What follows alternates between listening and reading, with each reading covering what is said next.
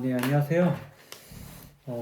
매일 책을 계속 읽는 과정 속에서 중간중간 좀 제가 공부하고 또 배운 내용들을 여러분들과 함께 공유하고 싶어서 영상을 찍게 되었습니다.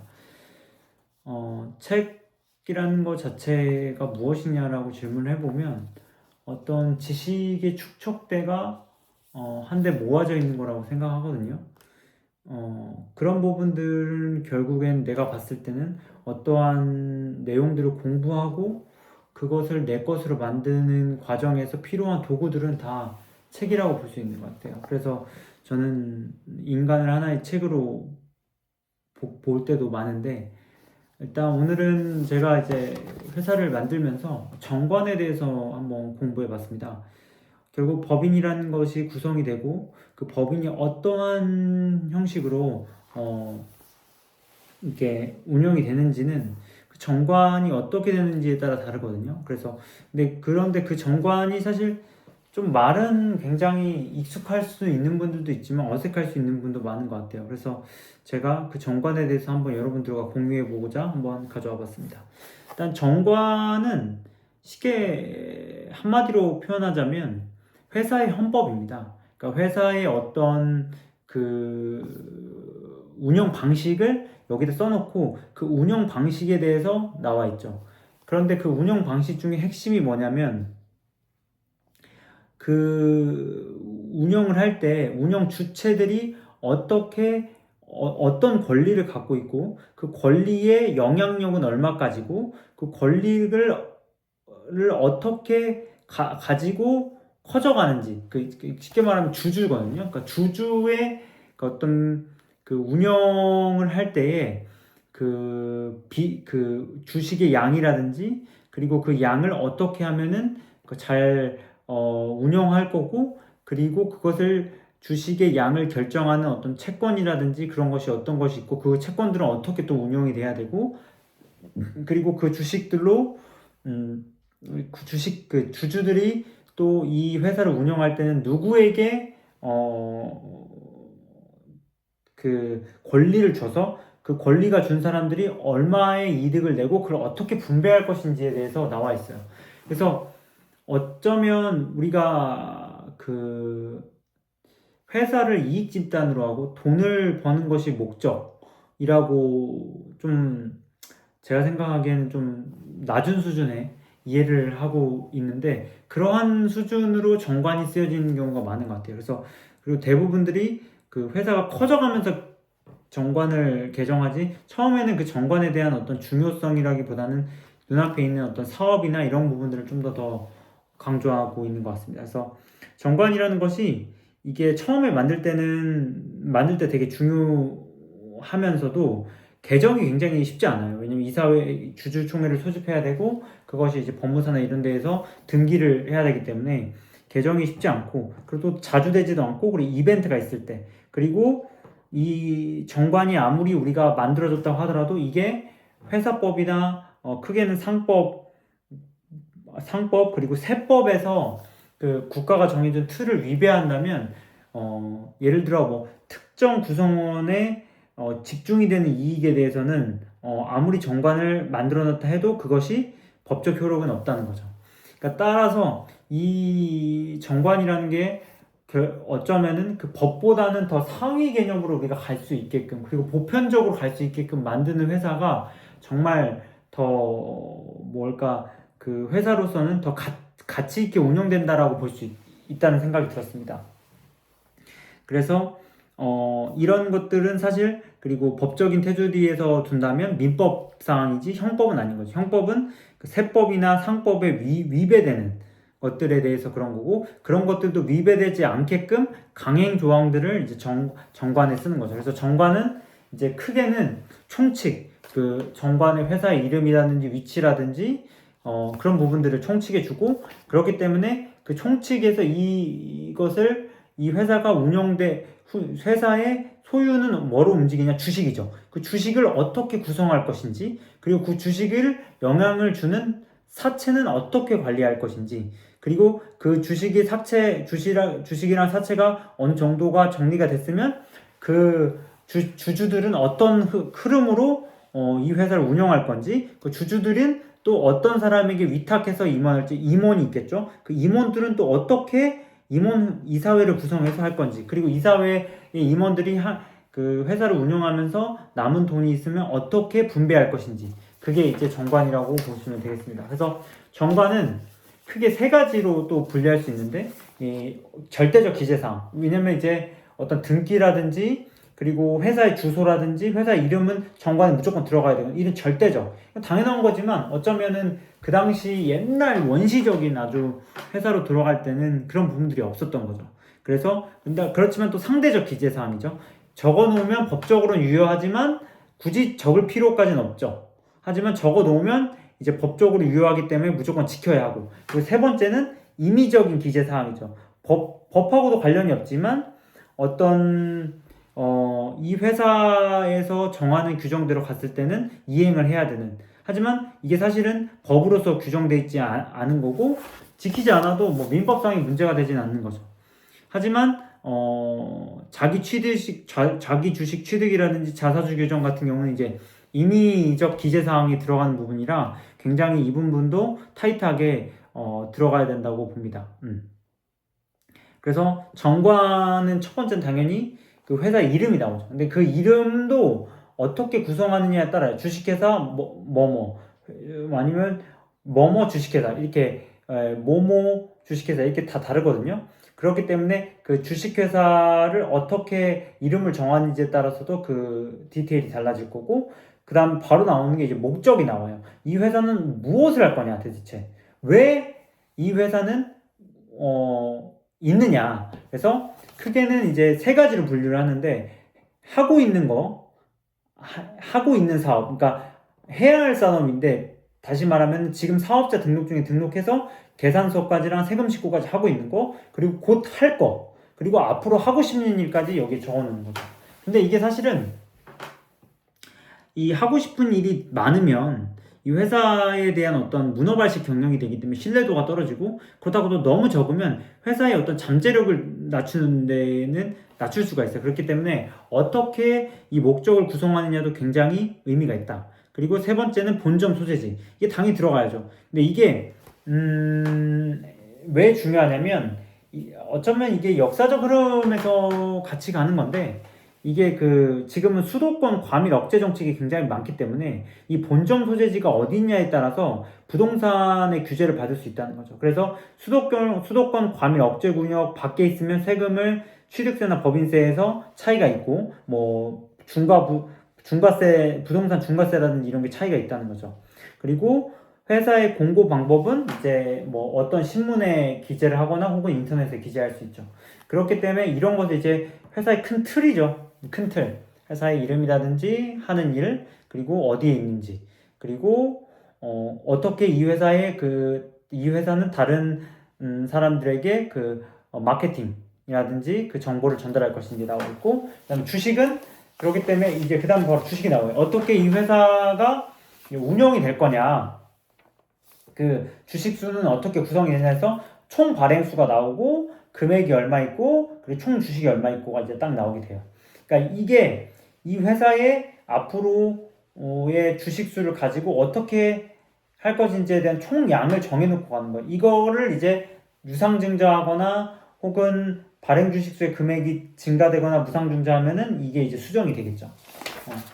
그리고 이 주식의 발행을 할 때도 이 주식 같은 경우에도 의결권과 배당권을 모두 가진 보통주가 있고, 배당권만 갖고 있는 뭐 우선주가 될 수도 있고, 그런 주권들이 이제 있는 거고, 이거는 이제 기명식이에요. 근데 이 기명식이라는 것도 중요한 포인트가 뭐냐면, 옛날에는 다 무기명식, 결국 주식을 갖고 있으면, 그러니까 우리는 사실 이게 기명식이라는 것이 익숙하다고도 볼 수 있겠지만, 주식 같은 경우에 대한민국의 주권은 뭐 국민에게 있죠. 국민에게 있지만 사실 국민이 국민다운 삶을 하려면 화폐가 있어야 돼요.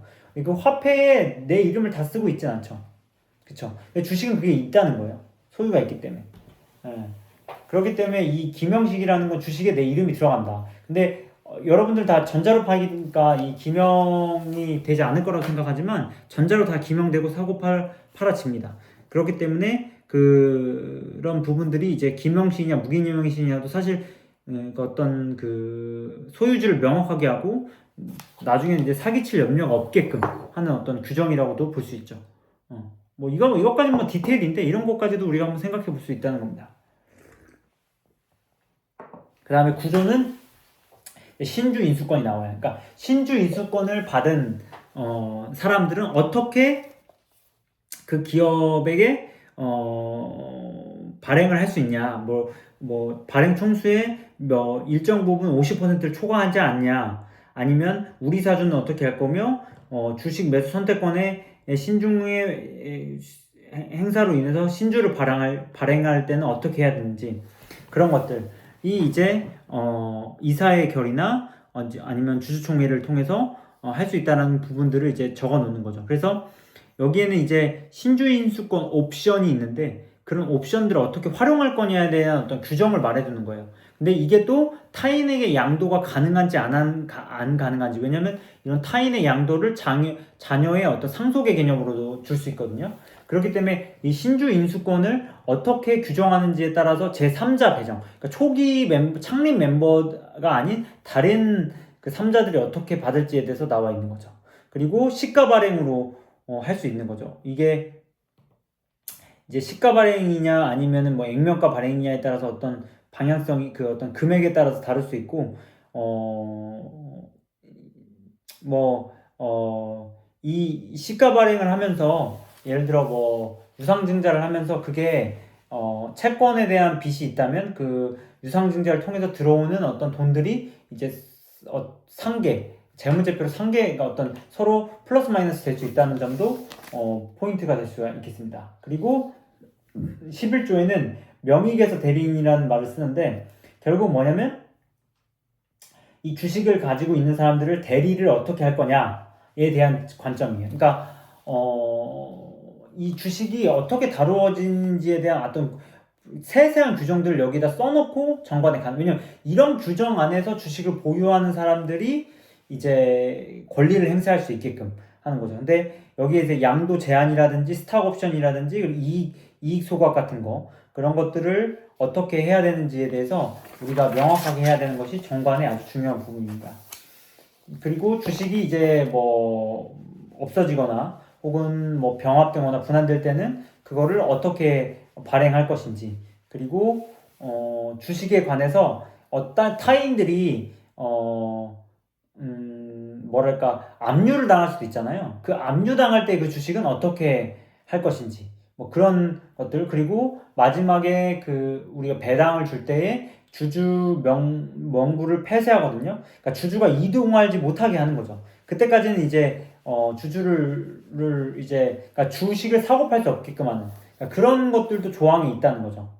왜냐면 주주총회가 열리는데 그 주주총회가 열리는 다음 날에 주주의 뭐 예를 들자면 여기 보면은 영업연도 종료일의 다음 날부터 주주총회 종결일간 주주의 명부 기재를 변경을 정지한다. 그러니까 무슨 말이냐면은, 그러니까 중요한 결정사항이 있는데 그 결정사항을 놔두고 주식을 팔아버릴 수는 없다라는 조항을 이제 넣을 수도 있다라는 거예요.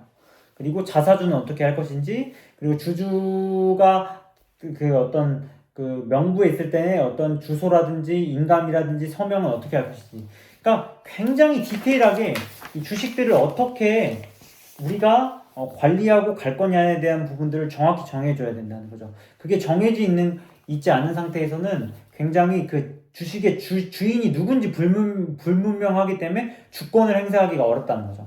그리고 이 주식을 영향을 주는 게 뭐가 있죠? 사채 중에 전환사채가 있고 신주인수권 사채가 있죠.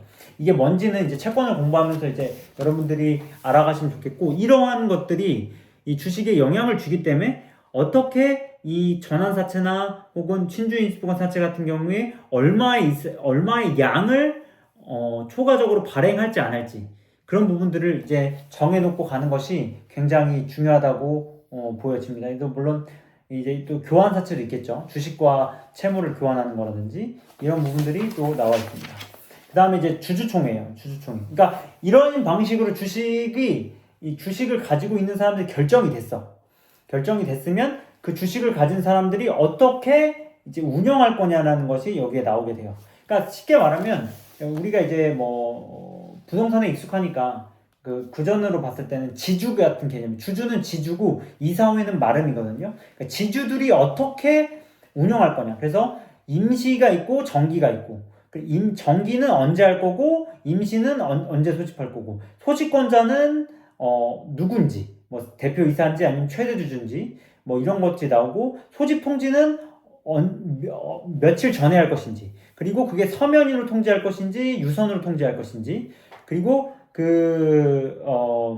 전자로 통지할 것인지, 그리고 이제 중소기업 뭐 법에 의하면 자본금이 뭐 10억 이상 미만인 것에 대해서 주주총회를 이제 매번 이제 매년 설립하는 것이 좀 부담이 될 수 있으니까 어떻게 해야 되는지에 대한 어떤 좀 간략한 그 규정들이 있어요. 그러니까 그런 부분들이 이제 소집 통지에 대한 부분이고, 그리고 그 소집질은 또 어디에 할 것인지 가 나와 있는 거고요.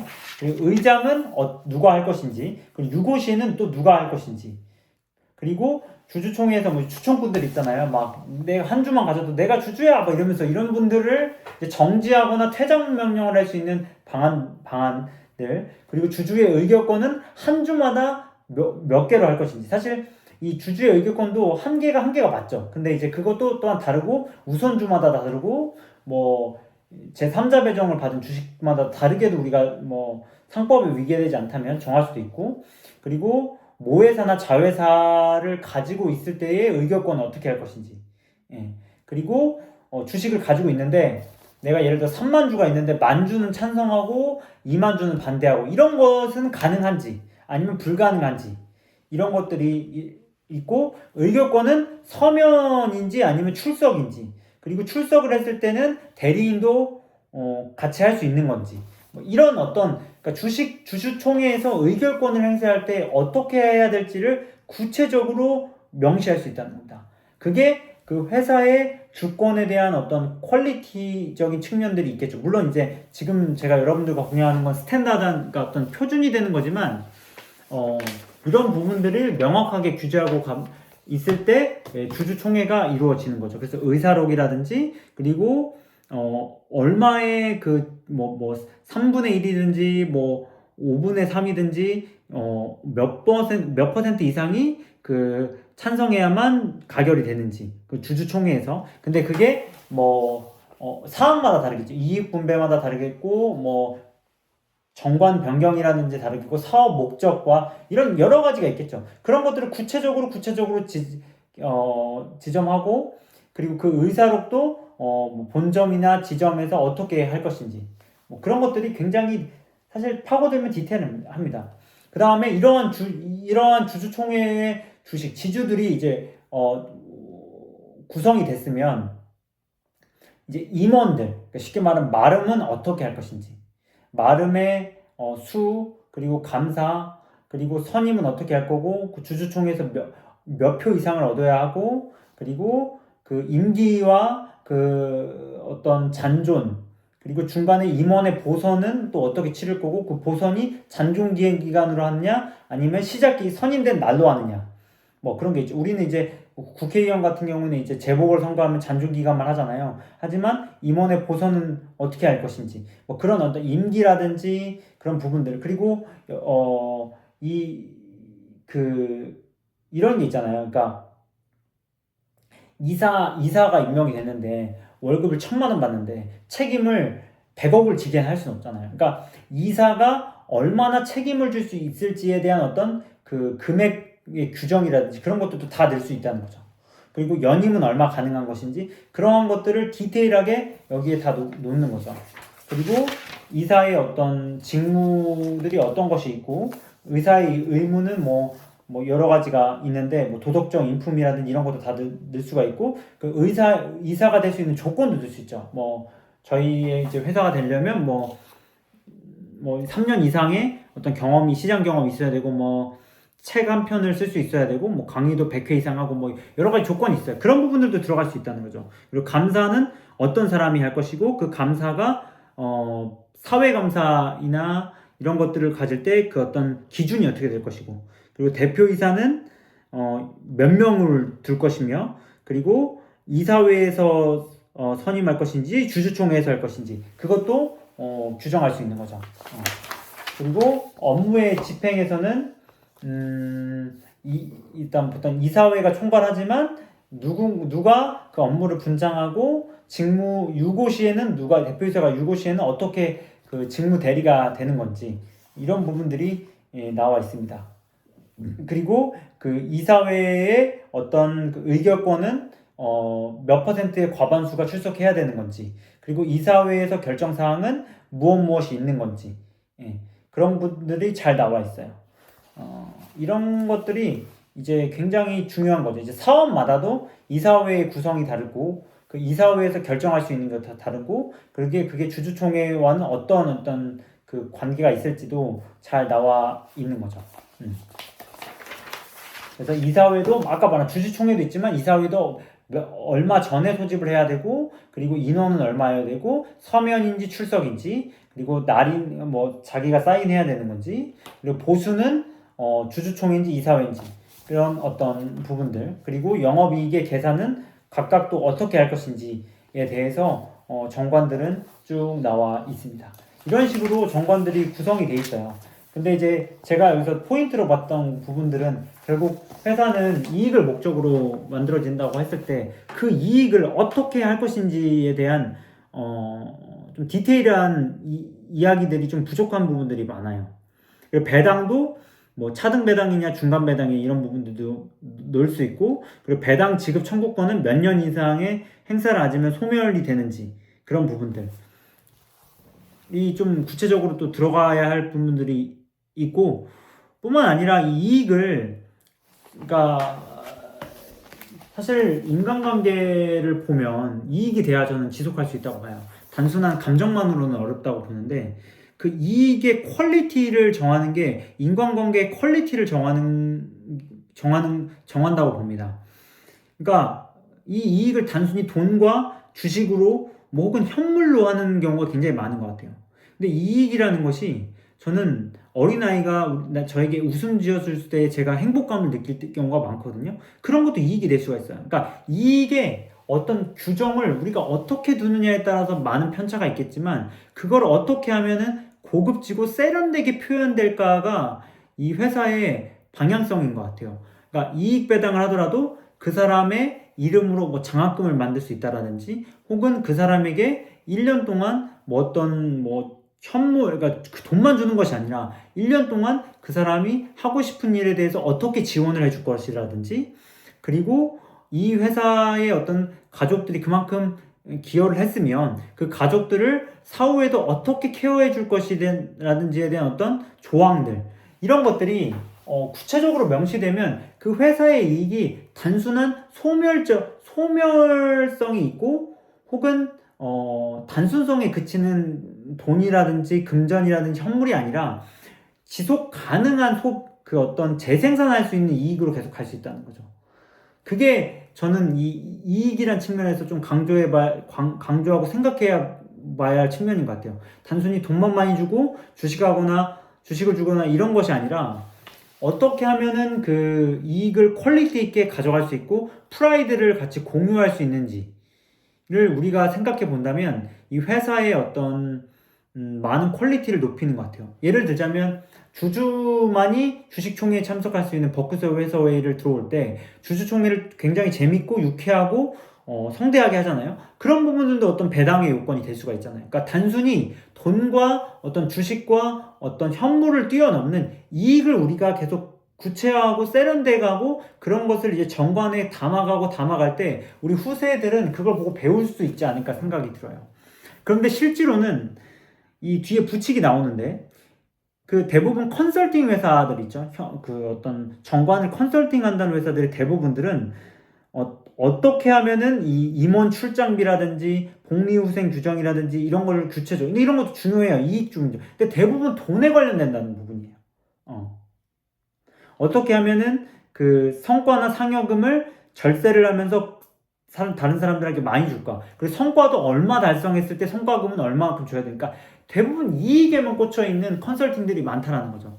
근데 제가 생각해 볼 때는 진짜 회사를 만들고 정관을 만든다고 한다면 이익으로 모인 이 회사들이 이 이익을 더 큰 이익, 그러니까 양해왕에게 맹자가 찾아갔을 때, 그러니까 사실 양해왕이 맹자를 초빙했죠. 그러니까 오자마자 어떤 이익이겠습니까라고 묻잖아요. 하지만 맹자는 왜 리만을 얘기하냐, 인이라는 더 큰 이익이 있다라고 얘기하는 것처럼 이런 어떤 정관을 만들면서도 다른 법인들도 많겠지만 우리가 사회를 위해서 기여하고 보답받고 그게 선순환을 할 수 있는 그런 이익들, 그러니까 단순히 돈만 주고 현물만 주고 월급만 주는 그 이익에서 그치는 것이 아니라 더 나아가 그가 더 발전하게 할 수 있는 이익을 주고 그게 또 다시 회사로 돌아올 수 있는 이익이 된다면 굉장히 좋은 정관이라고 할 수 있는 것 같아요. 그래서